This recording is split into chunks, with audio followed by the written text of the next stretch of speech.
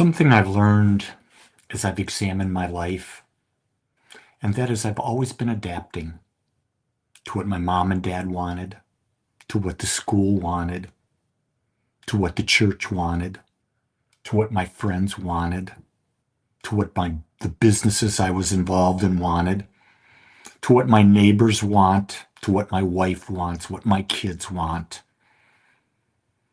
I want to tell you, we're not here to adapt.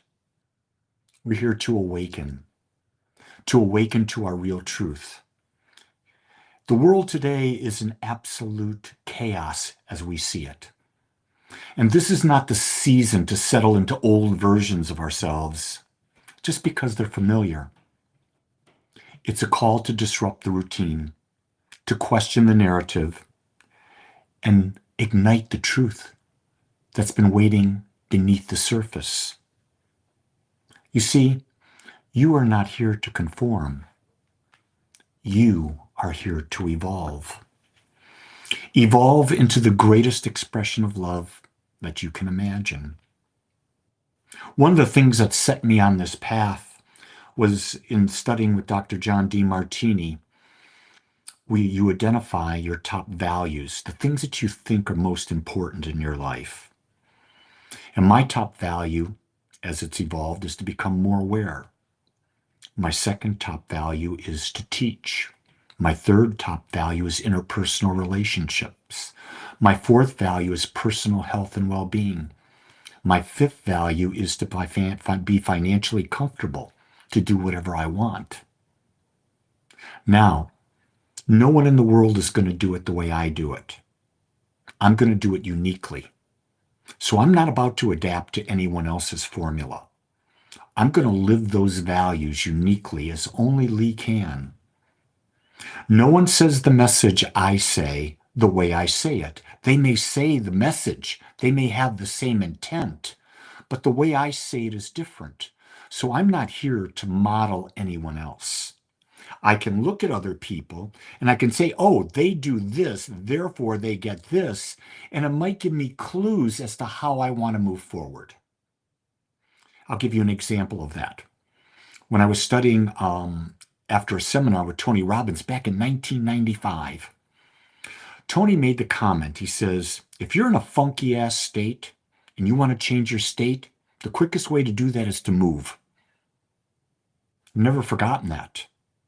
When you get in a funky state, you can simply change your posture, breathe differently, do something differently.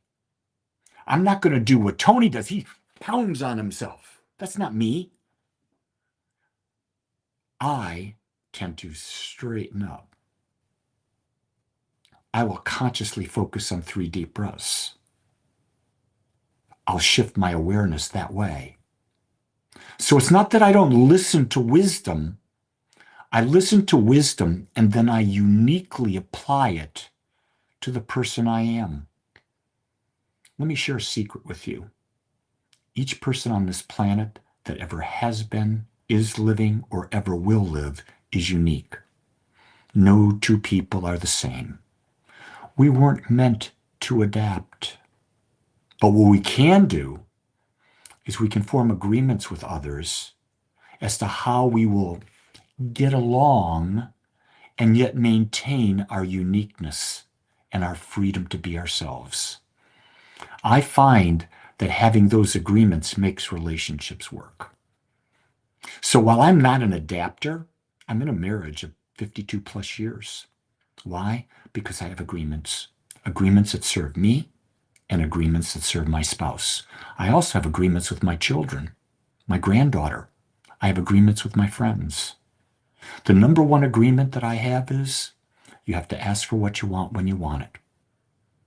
And when you do that, you no longer have to try to adapt. The other person's responsible for sharing. You're responsible for sharing. This way, there's no trying to read minds. You're no trying to adapt to something you have no clue of.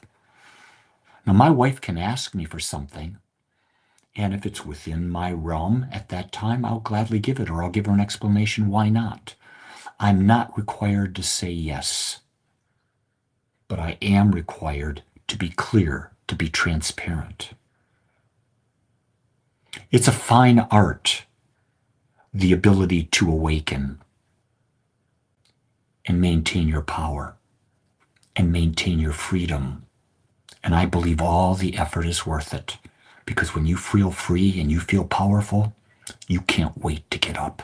You can't wait to live your life. Nothing can keep you down. With that, a lot of words here. See how they fit into your life and maybe give them a try today. With that, ever so much love and aloha.